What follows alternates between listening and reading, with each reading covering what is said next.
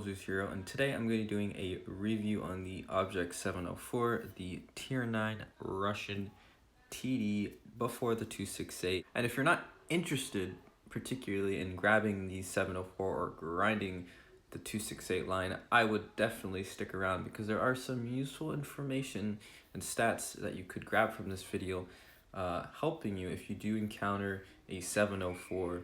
Because this tank is really strong in their right hands, and I personally prefer anyone to go down the 268 line. It is a really fun line.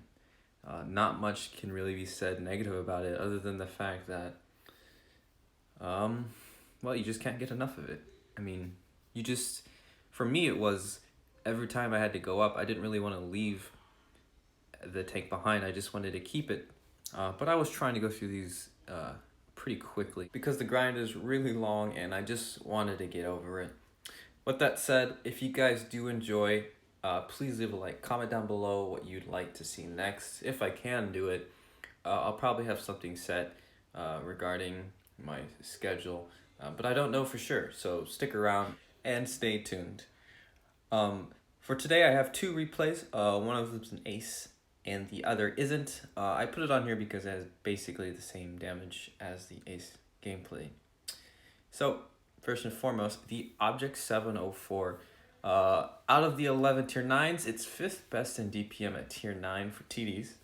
Coming around at 3,255. And that can basically outtrade even the new Ho-Ri, or whatever it's called, the tier 9. Which is pretty cool.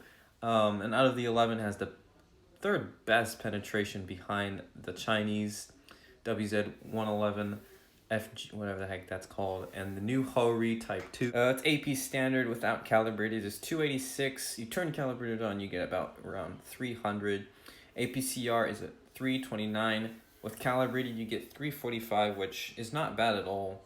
And out of the 11, it's got the 6th best reload, which is not bad. Like I said, it can outtrade a Ho-Ri, the newer vehicle, and its velocity at 880, which isn't as bad as other TDs, but it certainly isn't great. The aim time coming around 1.87 seconds, which is really great in my opinion.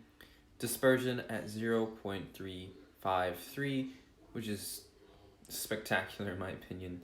And of course, the amazing 6 degrees of gun depression, which in my opinion, you can pretty much be low to the ground always and really never overextend, because when you are low to the ground, it's very hard for you to want to expose yourself for a very long time.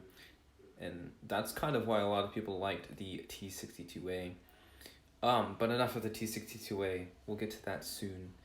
The top speed of this thing is at 37, which I don't really like, because when you have to rotate this vehicle, when you have to turn, traverse it, oh my god, can things COD you. It's kind of ridiculous, especially when you have to deal with Sheridans. It's just awful.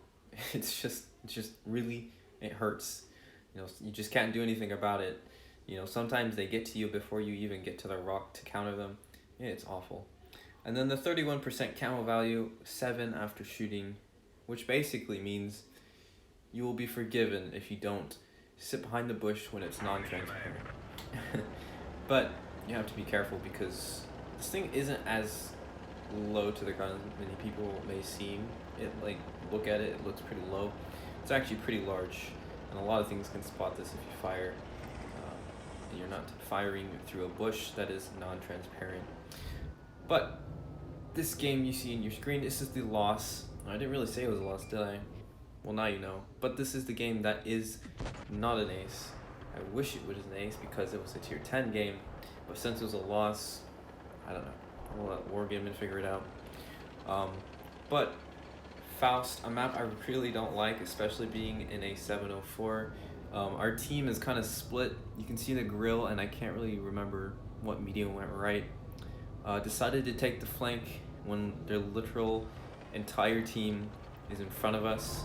I can see why the grill would do that because he doesn't really need to be down there, but I can't really see that medium being any use to us. So I want to make sure that any shot I do take lands and hits. I'm gonna snapshot that Sheridan. I kind of thought that was gonna miss, but it was like whatever, it went in. And I'm just looking for another shot because I could really use the Sheridan dead pretty early in the game. He's got a very good alpha per shot, and he's pretty quick, and end game comes around and we have to chase him. It won't be looking good for me, especially.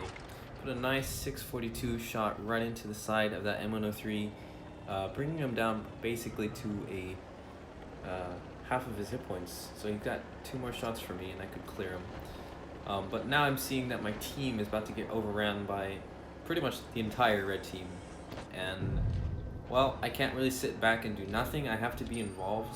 And I don't want to get shot by any of these guys, not even one shot from that 57 heavy, because I know that at the end of this game, hit points are going to matter a lot. Even though I'm going to lose, I don't know it yet. I don't want them to get free damage or free shots, because at the end game, hit points really do matter. So I take one from the 57. I didn't really have an option there, and I turn around really quickly to get shot off that K91. I really don't know how that went in. And then I see the 57 coming over, so I anticipate him, so I'm rotating over, or I'm traversing myself, and holding that angle, and he doesn't poke. But I see the T30 coming over, and he makes the mistake of rolling right in front of a BL10. Don't advise you do that. And then this Sheridan, I don't know why. First he missed the shot, rammed me, gave me enough damage of ramming where I could basically clear him. And then he gets a little salty and right KYS. For the younger viewers, that means keep yourself safe. But things are looking a little grim here, and I'm gonna have to just fend for my own. It's a 1v5 or 4 right now, and it doesn't really look all too well for me. The 57's got my flank, the M103's coming around the corner. I put one shot into him, and I want to turn around and face this 57, because if he pins me to the wall, I'll get no more damage out of this game. And right about now, I'm like, okay, this is a loss. I'll put my max roll into him, and I'll try to block the last couple shots, trying to stick my mantlet in front of him, but it doesn't work, and I don't think it would have worked anyway. That 268 was coming around, and he wasn't even, I couldn't have killed him, you know. I just shot my max roll. There's no way I would have max rolled again. So, oh well, 5,378 damage, a first class, 1,209 base XP. There's not much you can really do. I mean, it's a loss, but you know, I got a first class and I made a little bit of credits out of that, maybe. I didn't even check the post. I just forgot what the post score was, but forget that. Vineyards, oh man, this map. Yeah, this map is very difficult for TDs and pubs that are, I wouldn't say difficult, let me rephrase that. It's not difficult, it's just hard to be proactive. The kind of play style I play, I like to be very proactive. I don't like to sit still. I say that even though I have like nearly 2,000 games on my waffle. Just trust me. Maps like these, if you want to be a proactive TD with a turretless kind of gameplay, maps like these are pretty difficult. There are a lot of places where enemies can just poke over a ridge and snap you and then pull back, and you can't really do much about it. And you're probably going to be salty because if you don't know how to counter that, which I'm doing right now, and I'm putting distance away from my team and the enemy so that snap my friends, my teammates, I can at least punish them for being too greedy and overextending, because I'm not going to get most of my use out of this vehicle in the front. It has some armor, as you saw in the beginning of the video, but it's not great at all. I mean, even tier 8 don't bounce as much. And I see the E75. That was a lucky shot. Honestly, I thought that was going to bounce. And I remember during this game I was like, oh shit, that's going to be a bounce. But what a nice guy the E75 is to just show his lower plate to me, and that shot just redirects itself from where I was aiming, this side, right to his lower plate. So just perfect. And right here, I want to, what I'm about to do, I'm going to go up to this bush, Now, for the people that say Blitz is such a faster paced game and you can't use bushes, I please ask you to come and watch this video, because watch, I'm gonna pull back, wait till the bushes are non-transparent. I'm gonna pull back a little bit because I didn't feel like it was completely non-transparent. Fire, and I killed the Jaegeru. He didn't even spot me. And that mouse probably has no idea where I shot from, because why? I'm using the game mechanics, something that is in Blitz. And so I did it again, I pulled back, and I'm anticipating that he spotted me, and he didn't. So I make the motion of me going forward, and I'm gonna pull back a little bit further so I can pull that shot off. And I don't know if that penned. I'm foreshadowing it did. It definitely penned. It's definitely why I got the ace.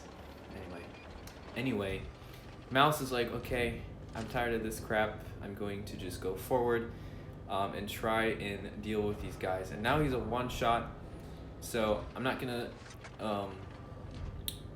come out of the bushes yet. I still want to be unspotted and taking my time. And I don't know how that bounced. He didn't spot me, the mouse, because why? I'm using game mechanics. I'm behind the bush until it's non-transparent. That way he doesn't spot me. But it doesn't matter, the mouse gets cleared and I can take a peek because the real estate here is free of the mouse. Get a nice lucky shot into that grill. Honestly, that I was feeling that one was gonna hit. It just looked like the grill wasn't going to back up, but you know, sometimes stars align. And I'm at 2,000 damage, and some of you will probably be like, well, how in the hell did this guy get an ace with just 2,000 damage before the team dies? And I'll tell you, the BL10 and its amazing HE pen and damage output, amazing. I mean, almost 1,000 damage shots all the time when you load HE, and it's just great. Thankfully, there are lightly armored targets. Just sitting here, they keep spotting themselves and they're not doing any damage to my team. They're just sitting, doing nothing. Like the standard B, I don't know why he just sat there. He should have just ran back where that T92 was. And I'm just gonna follow him because this thing is pretty mobile. 37 kilometers an hour, which not bad. It's not really great either. And check this shot out.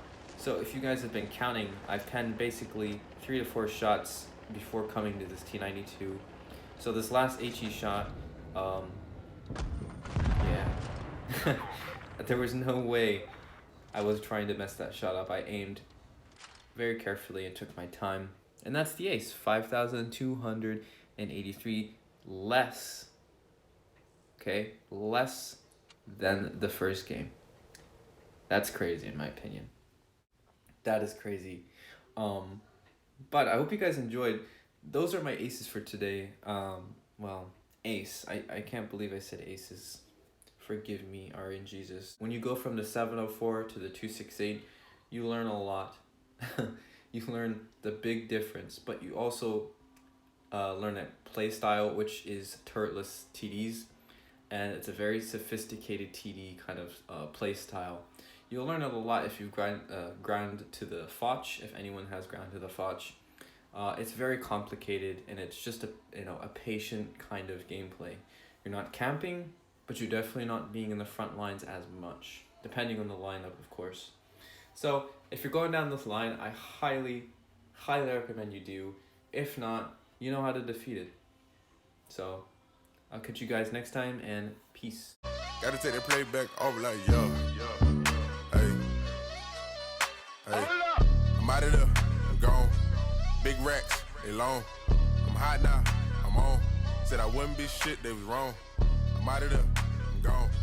Big racks, they long. I'm hot now, I'm on. Said I wouldn't be shit, they was wrong. I been had sauce, truffle. I been in my bag, duffel. Bitch, I'm a dog, muzzle. Always had to get it off the muscle. A nigga stay